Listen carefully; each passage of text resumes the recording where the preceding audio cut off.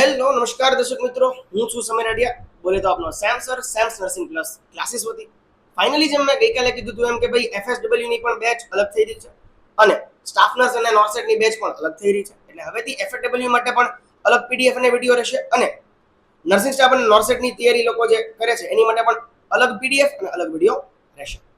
તો સ્ટાર્ટિંગ કરીએ છીએ આપણે કોમ્યુનિટી હેલ્થ નર્સિંગ થી સ્પેશિયલ ફોર FSW. અને સાહેબ આ છે પાર્ટ એ.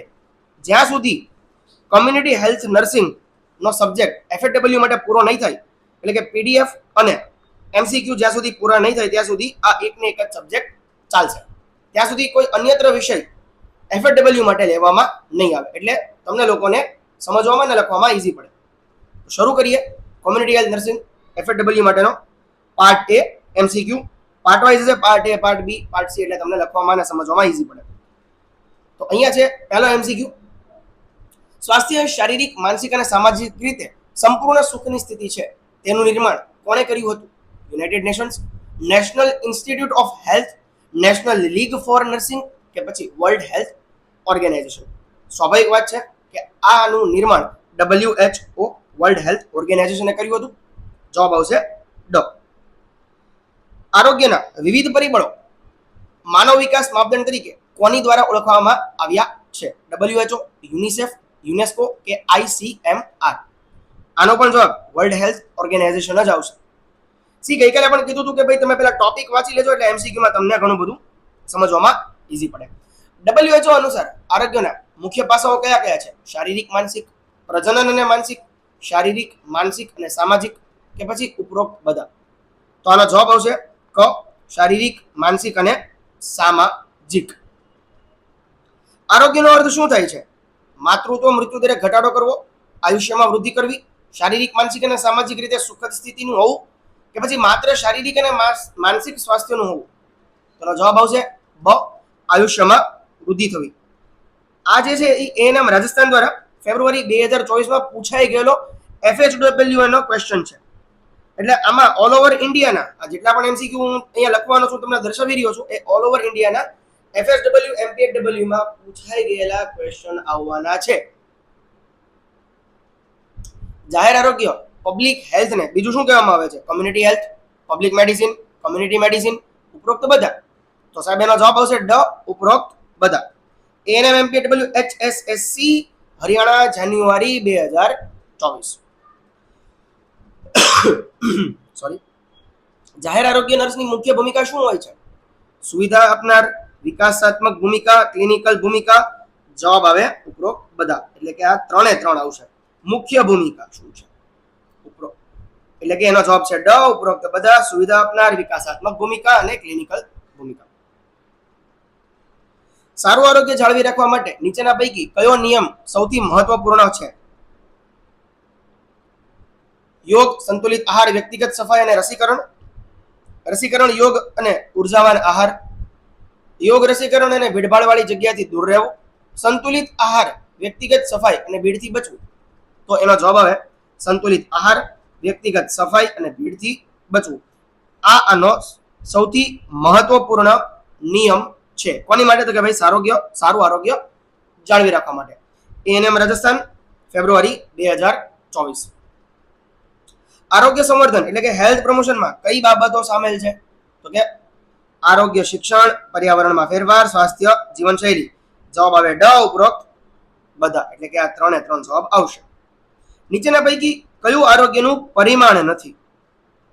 શારીરિક, આધ્યાત્મિક, માનસિક કે પર્યાવરણ? તો એનો જવાબ આવે ડ, પર્યાવરણ જે છે એ આરોગ્યનું પરિમાણ નથી. તો કયું જે છે એ આરોગ્યનું પરિમાણ આવશે? તો કે શારીરિક આવે, આધ્યાત્મિક આવે અને માનસિક પણ આવે. આગળ વધીએ. બહુ શાંતિથી લઉં છું, તમને સમજાય એમ લઉં છું, બરાબર? નીચેના પૈકી કયું આરોગ્ય પરિમાણ એટલે કે મેન્ટલ ડાયમેન્શન ઓફ હેલ્થમાં આવે છે? સાઉન્ડ ઓફ નોઝ, સારી દ્રષ્ટિ, યોગ્ય અભ્યાસ, યોગ્ય આત્મ નિયંત્રણ? ANM BTSC બિહાર, જાન્યુઆરી 2024 માં પૂછાયેલો ક્વેશ્ચન છે. અને સાહેબ આનો જવાબ આવે ડ, યોગ્ય આત્મ નિયંત્રણ. આ વસ્તુ જે છે એ મેન્ટલ ડાયમેન્શન ઓફ હેલ્થમાં આવે છે. વ્યક્તિને પોતાના સમુદાયમાં આંતરવ્યક્તિ સંબંધોમાંથી મીઠાશ અને ગુણવત્તા મળે તો તે કયું આરોગ્ય પરિમાણ છે? માનસિક આરોગ્ય પરિમાણ છે, શારીરિક આરોગ્ય પરિમાણ છે, સામાજિક આરોગ્ય પરિમાણ છે કે આધ્યાત્મિક આરોગ્ય પરિમાણ છે? તો સાહેબ એનો જવાબ આવે સામાજિક આરોગ્ય પરિમાણ. સામાજિક પરિમાણ. આમાં કીધું છે કે વ્યક્તિને પોતાના સમુદાયમાં, પોતાનો સમુદાય, જો અહીંયા આવ્યું સમુદાય, સમુદાય શબ્દ આવ્યો એટલે રિલેટેડ ટુ સોસાયટી થયું, સોસાયટી, એટલે એનો જવાબ આવશે સામાજિક. આગળ વધીએ. શરીરનું યોગ્ય કાર્ય કરવું એટલે કે પરફેક્ટ ફંક્શનિંગ ઓફ બોડી એ આરોગ્યનું કયું પરિમાણ દર્શાવે છે? શારીરિક, માનસિક, સામાજિક કે ભાવનાત્મક? શરીરનું યોગ્ય કાર્ય કરવું, બોડી, રિલેટેડ ટુ એટલે કે શારીરિક પરિમાણ. સ્વાભાવિક છે, તમારા સવાલમાં તેનો જવાબ છે સી, શરીરનું આરોગ્ય કાર્ય કરવું, પરફેક્ટ ફંક્શનિંગ ઓફ બોડી એટલે કે બોડી રિલેટેડ ટુ શરીર એટલે શારીરિક પરિમાણ આવે. નીચેના પૈકી કયો વિકલ્પ શરીરના શારીરિક પરિમાણ એટલે કે ફિઝિકલ ડાયમેન્શનના ઉદાહરણ રૂપ છે? સુંદર ચામડી એટલે કે ગુડ કોમ્પ્લેક્શન, તેજસ્વી વાળ એટલે કે લોસ્ટ્રસ હેર, યોગ્ય અનુકૂલન એટલે કે વેલ એડજસ્ટમેન્ટ, સારી ઊંઘ એટલે સાઉન્ડ ડીપ. જવાબ આવે એ, સુંદર ચામડી એટલે કે ગુડ કોમ્પ્લેક્શન શરીરના શારીરિક પરિમાણ એટલે ફિઝિકલ ડાયમેન્શનનું ઉદાહરણ રૂપ છે, તો કે સુંદર ચામડી. નીચેના પૈકી કયું તત્વ આરોગ્ય વર્તનાત્મક નિર્ધારકો એટલે કે બિહેવિયરલ ડિટર્મિનેશન ઓફ હેલ્થમાં આવતું નથી? સી, નથી છે. એટલે એનો હવે જોઈએ એમાં એમસીક્યુ. વંશ પરંપરા, શિક્ષણ, ધૂમ્રપાન, વાયુ પ્રદૂષણ. એનએમ યુપીપીએસસી યુપીમાં મે 2021માં પૂછાયેલો પ્રશ્ન છે. એમાં જવાબ આવે હેરિડેટરી, વંશ પરંપરા. એમાં નથી આવતું. શિક્ષણ આવે, ધૂમ્રપાન આવે, વાયુ પ્રદૂષણ આવે, તો કયું નથી આવતું? તો કે વંશ પરંપરાગત નથી આવતું. આગળ વધીએ. આરોગ્ય સેવાઓનું પ્રાથમિક સ્તર કયું છે? પ્રાથમિક સ્તર એએનએમ યુપીમાં મે 2021માં પૂછાયેલો પ્રશ્ન છે. જવાબ આવે પ્રાથમિક આરોગ્ય કેન્દ્ર. આના ઓપ્શન પહેલા આપણે જોઈ લઈએ કે જિલ્લા આરોગ્ય કેન્દ્ર, પ્રાથમિક આરોગ્ય કેન્દ્ર, ત્રિજ્યાત્મક આરોગ્ય કેન્દ્ર કે અનુકૂળ આરોગ્ય કેન્દ્ર. તો જવાબ એક જ આવે કે ભાઈ આરોગ્ય સેવાનું પ્રાથમિક સ્તર એટલે પ્રાથમિક આરોગ્ય કેન્દ્ર. સવાલમાં જ જવાબ છુપાયેલો હોય છે, થોડીક બુદ્ધિ હલાવવાની. નીચેના પૈકી આપેલ સૂચિને સૂચિ 2 સાથે જોડવાની છે. પહેલા આપણે સૂચિ 1 આપણે જોવાની છે. નિદાન, રોગ વિજ્ઞાન, લક્ષણો અને સંકેતો. હવે સૂચિ 2 આપણે જોઈએ. દર્દી દ્વારા વર્ણવાયેલા લક્ષણો, સ્વાસ્થ્ય કર્મચારી દ્વારા જોવાતા લક્ષણો, રોગ ઓળખવા માટેની પ્રક્રિયા અને રોગના કારણોનો અભ્યાસ. તો સાહેબ હવે નિદાનમાં જોઈએ તો એમાં ત્રીજું આવે કે નિદાન જે છે એની સાથે શું સંકળાયેલું છે? રોગ ઓળખવા માટેની પ્રક્રિયા એટલે નિદાન. આ તમારું એક સોલ્વ થયું. હવે રોગ વિજ્ઞાન એટલે કે ઇટિયોલોજીની વાત કરીએ તો બી માં કઈ વસ્તુ છે ભાઈ? તો કે ભાઈ ચોથા નંબરની વસ્તુ છે રોગ વિજ્ઞાન. કોની સાથે સંકળાયેલું છે? તો કે રોગના કારણોનો અભ્યાસ એટલે રોગ વિજ્ઞાન. રોગ વિજ્ઞાન. હવે આપણે જોવાનું છે લક્ષણો, સિમ્પટમ, એ જોવાનું છે. તો એ શું છે? દર્દી દ્વારા વર્ણવાયેલા લક્ષણો. બરાબર છે. લક્ષણો એટલે શું? દર્દી દ્વારા વર્ણવાયેલા લક્ષણો, ઇટ્સ કોલ્ડ સિમ્પટમ્સ. બરાબર. હવે આપણે જોવાનું છે સંકેતો એટલે કે સાઇન. એટલે કે ડી માં શું જવાબ આવશે એ જોવાનું છે. ડી માં આવશે સ્વાસ્થ્ય કર્મચારી દ્વારા જોવાતા લક્ષણો એટલે કે સાઇન.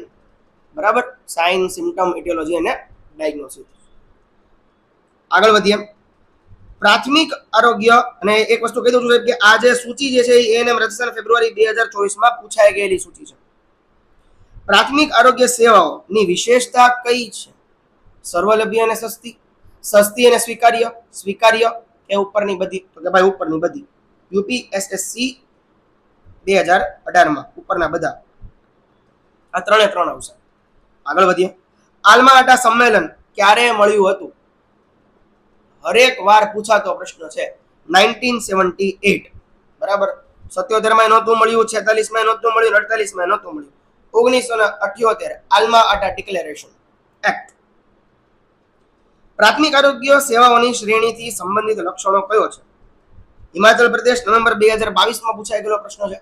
સૌરલભ્ય, સ્વીકાર્ય, અત્યંત ટેકનિકલ કે બહુ ઊંચા ખર્ચાળ? જવાબ આવશે એ, એક્સેસિબલ એટલે કે સર્વલભ્ય.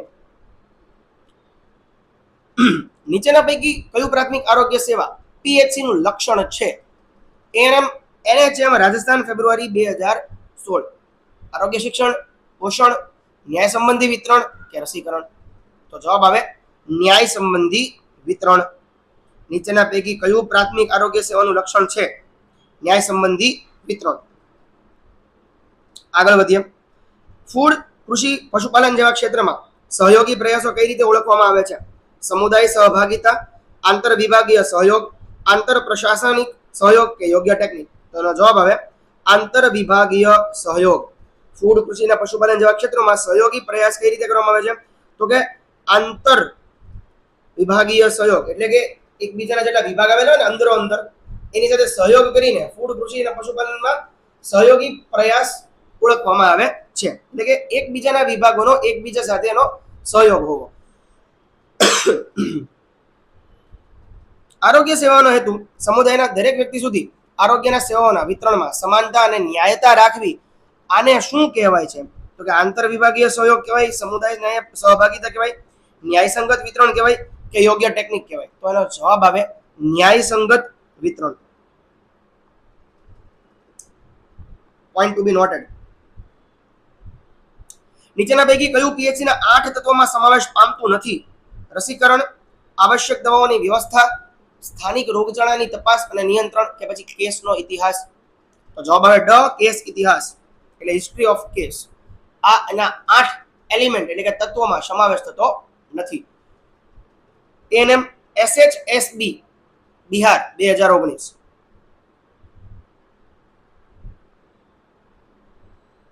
24મો જે ક્વેશ્ચન જે છે એ હું તમને અલગથી મોકલી આપીશ. આગળ વધીએ. પ્રાથમિક આરોગ્ય સેવાઓ પીએચસી ના ઘટકોમાં સામેલ નથી.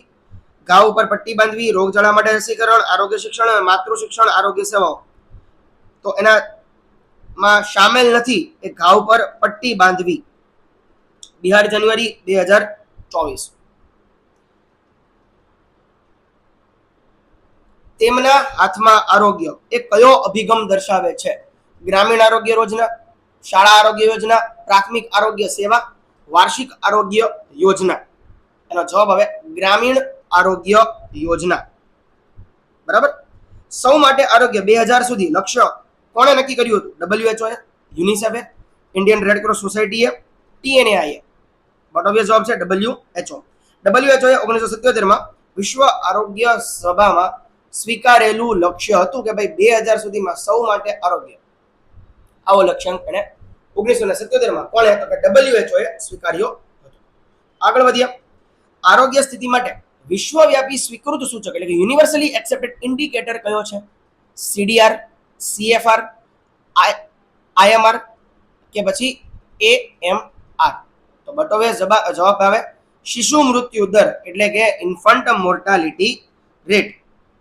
જવાબ આવે ક, ઇન્ફન્ટ મોર્ટાલિટી રેટ એ વિશ્વવ્યાપી સ્વીકૃત સૂચક છે આરોગ્ય માટેનો. યુનિવર્સલી એક્સેપ્ટેડ ઇન્ડિકેટર શિશુ મૃત્યુ દર, ઇન્ફન્ટ મોર્ટાલિટી રેટ, IMP. તે ભૂગોળીય વિસ્તારમાં જ્યાં લોકો એક સમુદાય તરીકે રહે છે અને તેમની સામાજિક અને સાંસ્કૃતિક જરૂરિયાતો માટે સંપર્ક કરે છે તેને શું કહેવાય છે?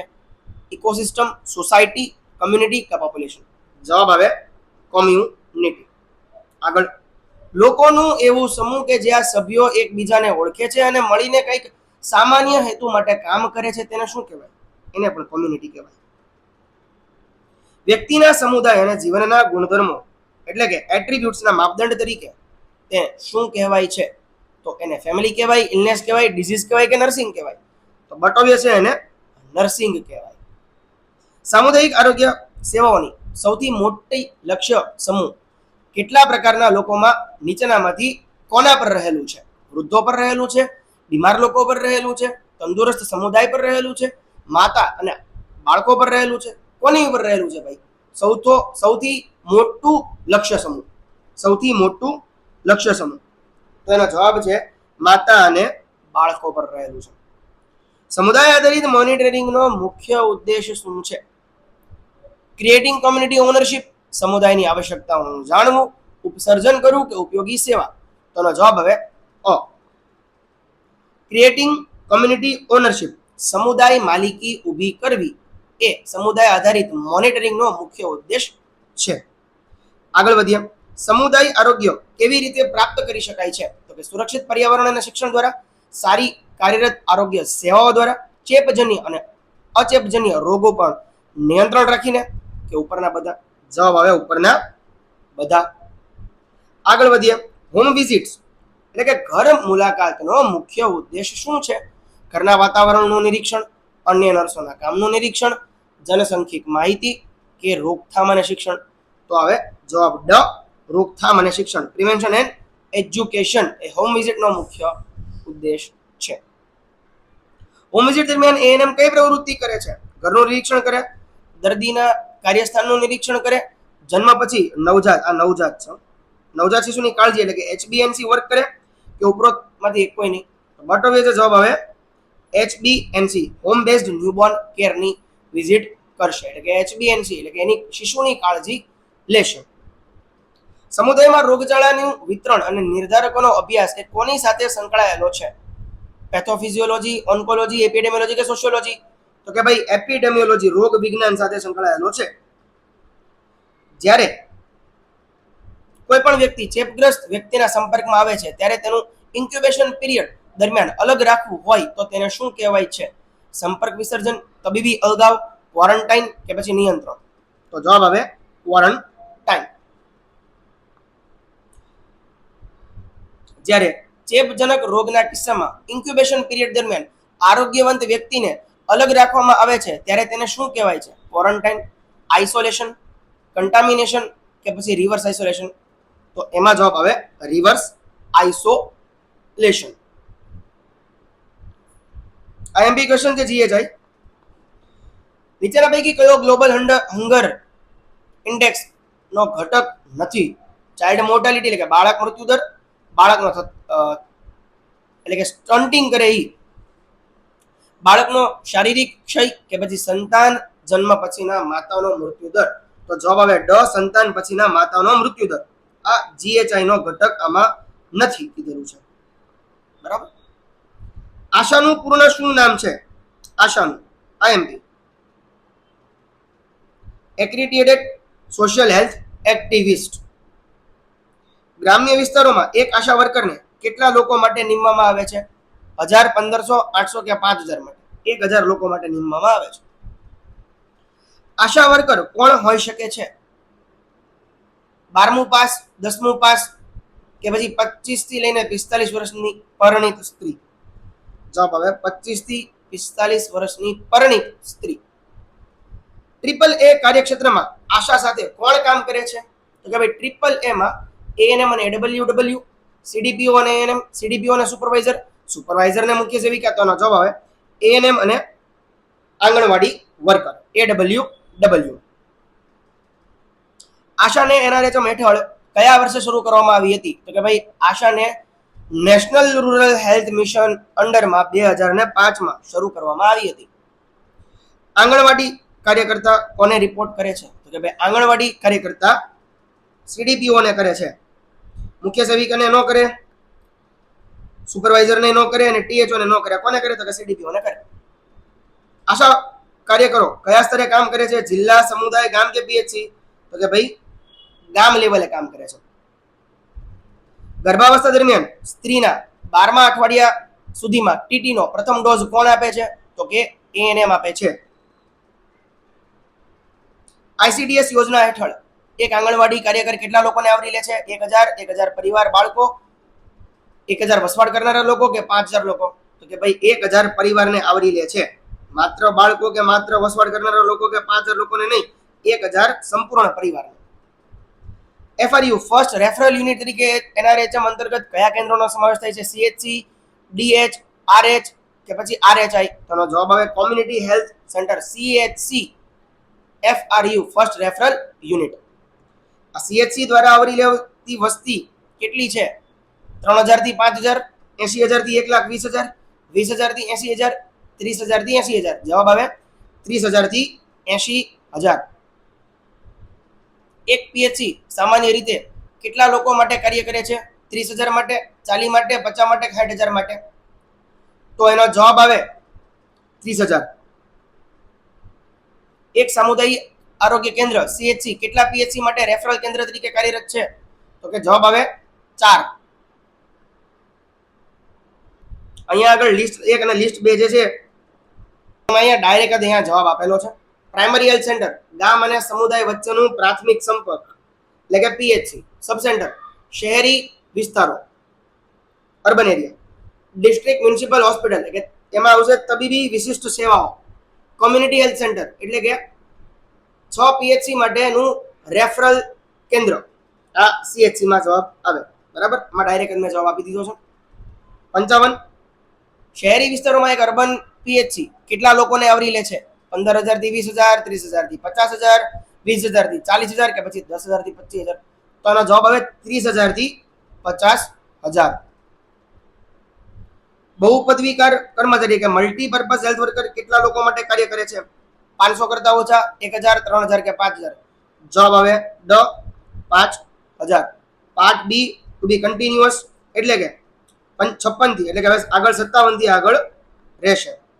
આશા રાખું છું કે તમે લોકો સંપૂર્ણ જોશો. 1 થી 56 MCQ આપેલા છે, બહુ શાંતિથી સમજાવેલા છે. 20 મિનિટનો લેક્ચર છે. આશા રાખું છું કે તમે વ્યવસ્થિત રીતે સમજી શકો એ લેંગ્વેજમાં તમને આપેલા છે. આભાર.